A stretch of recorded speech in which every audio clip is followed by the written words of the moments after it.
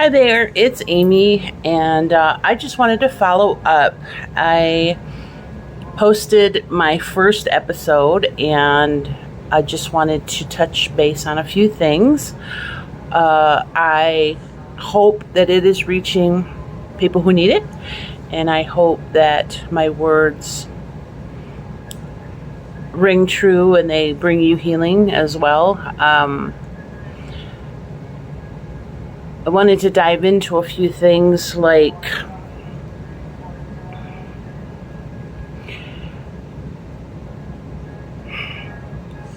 it must seem weird that I talk about my son and it's been 5 years and that I'm not shedding tears, and maybe that is confusing.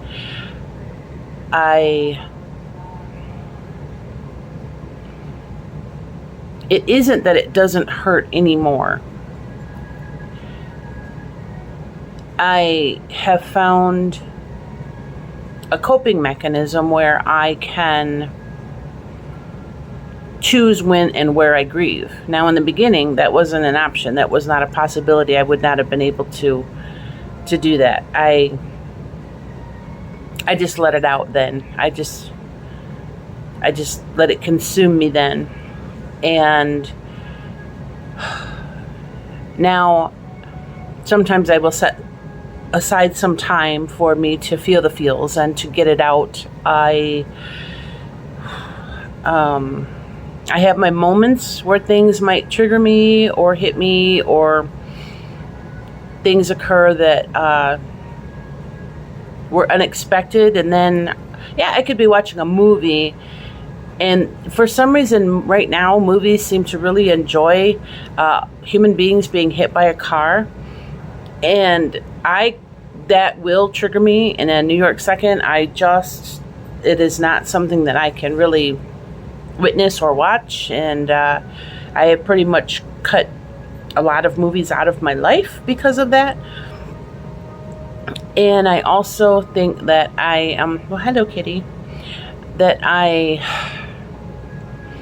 when I set my time aside to grieve, I don't want to say it's controlled, but it's intentional.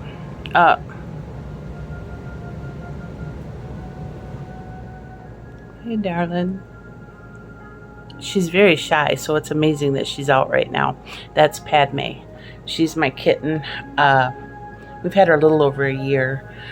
Anyway, so the cats have helped a lot during this grief process. My cat George is one of those cats who, I know you guys are probably going, I can't believe she lets her cats on the table. Apparently you've never owned a cat. It's not an option to control where a cat goes or what a cat does. Cats are very much like grief, in my opinion. They do whatever the fuck they want. Sorry for the F-bomb, but I do swear I'm an actual real human. I'm not some holier-than-thou creature. There's no halo on my head. There never will be. But,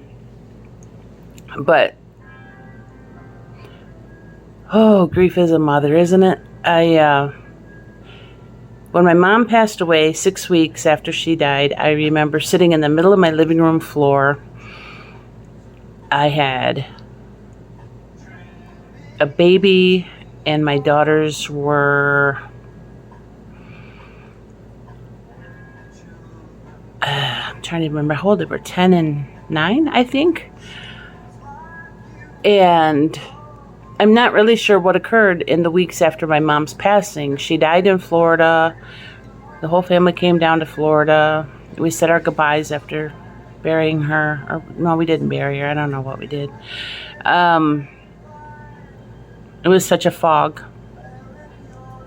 I remember sitting in the middle of my living room floor, lost, and just screaming for her. And she died of cancer.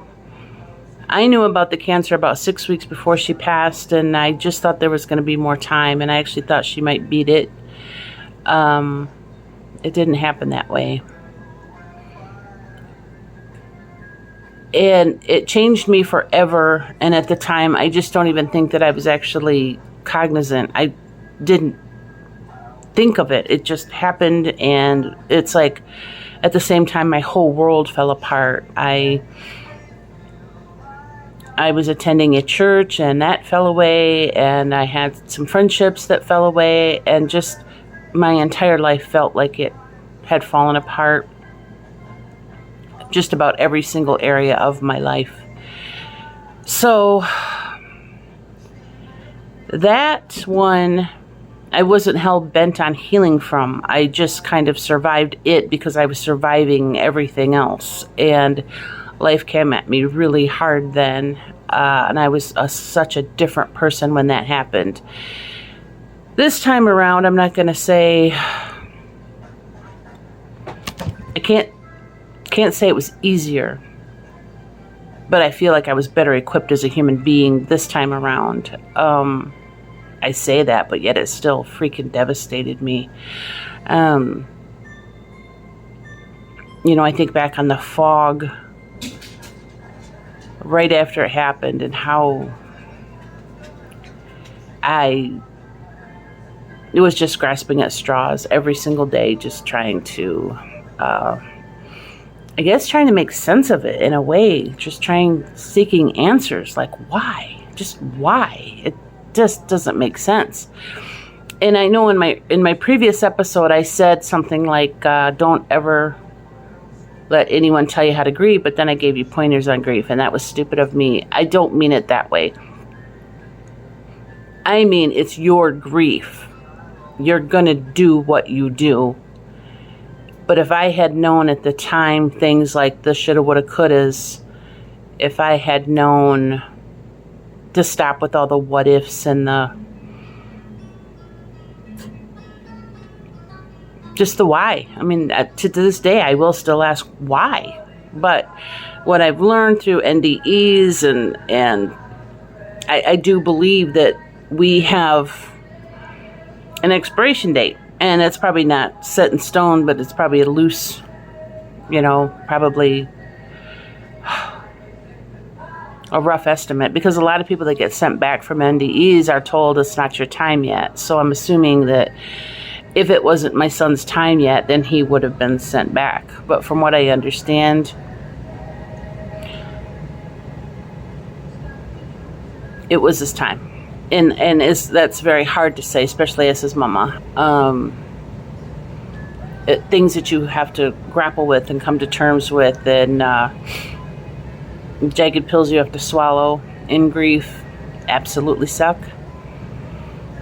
But, I've managed to find some joyful moments in my life. I've managed to find some peaceful moments in my life. I'm currently getting dialysis 3 times a week. It's 3.5 hours each time. I get stabbed 6 times a week. I've been in and out of the hospital for the past 2.5 years several times, way too many times to mention. I was there on my birthday. I was there for New Year's Eve. I've had a heart attack. I've had a stroke. I've coded twice in the hospital. And it's been pretty much a living nightmare for the past 2.5 years. And then the year before that is when I hurt my shoulder in a work accident, and I couldn't work anymore. I was a cook. I loved cooking. It's my favorite thing to do. And that was, I say, taken from me. That sounds very victim mindset, but things that I loved and cherished. And then here's another thing I didn't mention earlier about grief is after my son passed, I guess for some reason I thought I had a weird get out of jail free card. I thought that I would never experience another hardship in my life. I thought that it would be just smooth sailing, for lack of a better word, because it was never going to be smooth sailing with the loss. But I just figured I would never experience another hardship again. Oh, let me tell you, was I wrong? Whew. And if it wasn't for my children and my mom and our community, I say our mom, my stepmother is now my mom. I have adopted her as my mom. She's my mom. I did lose my adopted mom in 1999, and then I lost Elsie, who was my birth mom. I think she passed in 1988, and today actually would have been her 100th birthday. So happy birthday, Elsie, my birth mom. And I can go into a whole nother episode with my history. I am the 15th of 16 children born to Elsie, and I'm going to leave it at that for now. Getting back to the people who got me through this grief. One, my husband, who at the time when my son passed had only been my boyfriend for a little over a year, I think. We became serious, and I just I gave him an out. I said, hey, this is way too much for anybody to handle, so if you want out, no one is going to think less of you. I adored him, and I wanted him to be a part of my family, but it was a lot. It was a lot to handle. It was heavy. And this person,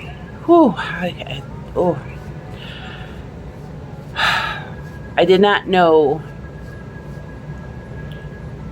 when I met him that going through this journey with him, how much weight this person was going to carry in my life. He gets me to dialysis 3 times a week. He's been by my side at the hospital every single time I've been in. He's held my hand through all the grief and tears and awful things that I said when I was grieving. You say stupid things like, I just don't want to be on this planet anymore, and I have nothing to live for. I have 3 daughters, and I have 3 grandchildren. I had plenty to live for, but my brain was just so hurt, and my body and my heart were so hurt that I just couldn't see beyond the hurt. It was like a grizzly bear with his paw stuck in a trap, and I just lashed out at anything and everything, and things that were trying to help me, I kind of resisted across the board. I just didn't. I lost my mind. There's just really no other way to put it. And I'm not saying I really found it, but I'm rebuilding it. Neuroplasticity helps. I found tapping to be a big, major help. It looks silly, but to help me reprogram my mind from certain stinking thinking that I was experiencing, I learned the gift of tapping, which can be anything, like this. You could tap here. You could, and it helps your brain to kind of retrain from old thinking to new thinking. So I'm trying to live in the now. I'm trying to live in the present, and a lot of horrible thoughts will come to my mind, and I have to get back present. And sometimes when I tap, that helps me to refocus where I need to be and what I need to be doing, and gets me back on track so that I don't go down that rabbit hole of regret, remorse, and horrible thoughts. So you got to find what works for you. That worked for me. I've turned off the news completely. I cannot do the news. I'm very selective about which movies or shows I like. I mentioned before how much I love Ted Lasso. It's been a very encouraging and loving place for me to be. And another show that I found helpful was called Shrinking. It's a little bit more edgy, but it also has helped me in this grief process. And I feel like I'm amongst friends when I watch that show. You have to find the things that bring you healing. You have to tap into the desire to want to take one baby step forward. You can take 10 baby steps backwards, but pick yourself up, dust yourself off, and keep trying to go in a forwardly direction. And when you don't know which way is up, reach for someone. Reach for a hand. Reach for anyone. I don't care if you strike up a conversation in the grocery store. Reach out and touch. I don't believe in coincidences. I think everybody that I have found on this path to be of value, and I glean something from everyone. And things have come from areas that I know it was only God that brought certain people into my life or certain situations into my life. The whole reason I'm even speaking to you now is because I had an interaction with a young lady at the local YMCA here, I was looking into signing up, and somehow we just got to sharing, and I told her my story, and I told her, I'm diagnosed with end-stage renal disease. And the reason why I word it that way is because I do not own this disease, and I do not identify with it. I say I am diagnosed with it, but yet, because I am claiming my healing and a miracle, that I have to be very careful of the words I say, because I don't want to tell my body that. I tell my body every day that we're healing, and thank you for our healing. And I talk to my kidneys, and, it's a whole different mindset. And again, I will touch on this in another episode, but right now I want to touch on the grief process. But I shared with this woman at the Y, and she spent the whole day with me. We took our tours, we sat down and chatted. And she says, you really need to get this out. You need to just sit down in front of a camera, and you need to tell your camera everything you just shared with me. So that's what I'm going to attempt to do.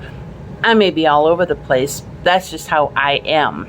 My brain goes ping pong and ding dong and wing wong, and it's everywhere. So you just have to get used to that. And I'm not going to sit and read from notes and try to sound professional. I don't care what my hair looks like.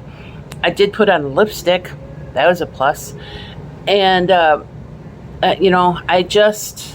me. I've been through enough. I'm facing my mortality pretty solidly here. But before I go, there's many, many things that I really want to share. And I honestly don't know. I pray to God I wake up in the morning. But none of us are given that promise. I've watched way too many NDEs of very, very healthy people who the weirdest situation has happened to them. One lady, she just didn't feel well. She had gotten back from Vegas. She's walking down the hallway, and next thing you know, she collapses in the middle of the hallway and dies. Nobody even really knows what happened to her. But she had her near-death experience and was sent back.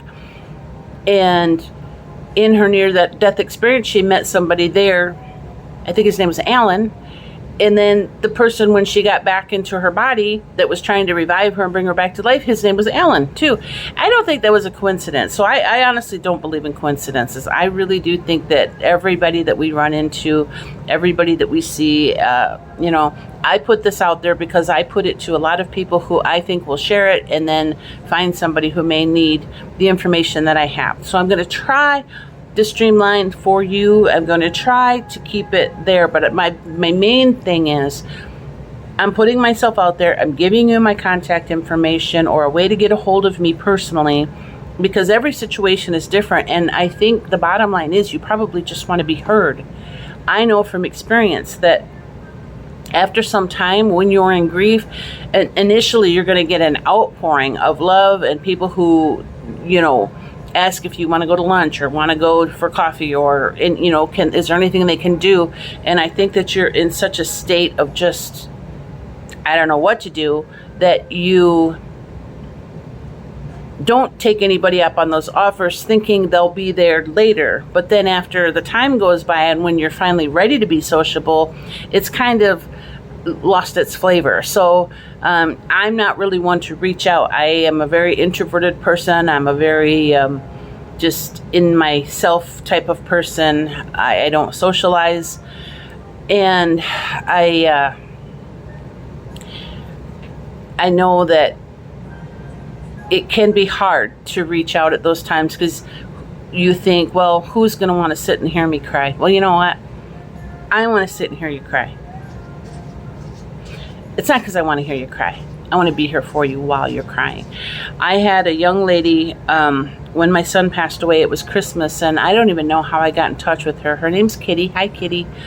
And Kitty left me a voicemail message on Christmas morning that was the most healing, wonderful, beautiful gift from God that I could have gotten.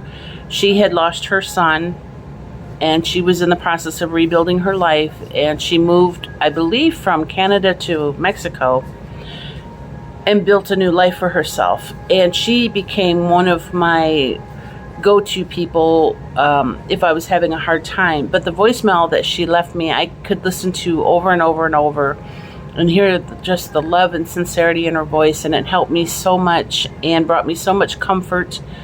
Another person who was very pivotal in my healing journey was my cousin Polly Pat, who she lost her mother at a very young age. I believe I was 14 when my aunt died. And Polly Pat was very young before she had children. And Polly Pat would just sit with me on the phone and listen. And I would just sometimes just cry. And when she spoke, she sounded so much like my aunt that it brought comfort. And because she's the closest thing I had to my mom, that also brought me comfort. So you got to find those key people, and you got to hold that cord that you have with them, and keep that communication alive. It'll be uncomfortable sometimes, and sometimes you may have to assert yourself, or sometimes you may have to just tap into the places that are uncomfortable. But that's okay. I don't care how many books are written on this topic. The only thing I had at certain times was me. The only thing that I had were the tears on my pillow and the cat on my lap. So my cat George, he's 9, I believe, and he never left my side. He does this cutest little thing where he'll reach out, and like if my hand's right here, you just see this little paw come and touch me. That has meant so much to me, so much to me. I can't speak this cat's language. This cat doesn't know me from Adam. I mean, I've had him since the day he was born. My son watched him come into this world. This cat has brought me so much healing. And just a simple act like that, sitting next to me in silence and just touching my hand, has done wonders. So that cat pretty much has carte blanche in this home. And I'm grateful. So whatever it is that you find to help you get through your moments, just do that. Reach out, tap in, be bold, be brave, and do it for yourself, because no one can do this for you. It's on you. You have to do it all. I remember writing up the articles of incorporation for that first nonprofit that I did, and I just wanted to be this, that, and the other, and I was so excited. And when I sat down to write the screenplay, I had taken playwriting classes in college, and I knew the gist of it, and I'd read enough screenplays, and learning how to format them and what the requirements are, and what the total intention of submitting this somewhere to get my story out there. And as Pastoria, I talked about her all the time as if she was a real person, and the situations, and maybe Pastoria can do this, and maybe Pastoria can do that. And she morphed because my beliefs changed. Initially, she was going to be an ordained minister, and that's why her nickname is Pastoria. And it turned out that once my beliefs changed, that I kind of lost the focus on that more than not. But she has a theme song, which was really cool, and I didn't want to change that because the theme song that was written for her was just off the charts cool. So we'll see what happens in the future, and I pray to God that someday you guys can watch the story of Pastoria. But meanwhile, I'm back to right now. The day after Christmas, I lost my vision in this eye. And then 2 days later, I lost the vision in this eye. So since then, I had surgery scheduled to get this eye done, and that had to be put on the back burner because my heart's not in any condition for me to be sedated. And then I had an actual needle stuck in this eye, and that was one of the scariest things I've been through in a minute. I have a fear of needles, thanks to a movie that I saw when I was too little to watch it, and it traumatized me. So needles and eyeballs just should not be a thing, but they are. And I have to go back in about a month and hopefully get some more. I shouldn't say that. Maybe my eye will heal. So these are my prayers. I have found music to be invaluable. There's a song by Wolfgang Van Halen that helped a lot, and if you ever look him up, it's a song. I'm confused about whether Eddie had written it prior to passing or if Wolfgang wrote this in memory of his dad. That part I'm not clear on, but It's a beautiful song, and I'll try to share a link on my page to the song, because I'm not sure legal-wise what I'm allowed to share and not share right now yet on YouTube. I'm being very careful. I was put in Facebook jail, and that was not fun, so it was probably a good idea. It got me off that stupid site, so I'm sorry. I probably should have said that either. I take it back. Anyway, hopefully you have a hot beverage. I forgot to grab mine off the counter. I didn't decide to get it while I was sitting here, so I will share a hot beverage with you on the next time. I just wanted to get this one out. And I'm launching, I will do episode 3, which will be more on healing, but also my backstory and a little bit more on, you know, my health journey. I would like to get some of this out of my system regarding what my hopes and dreams are for healing. I believe in miracles.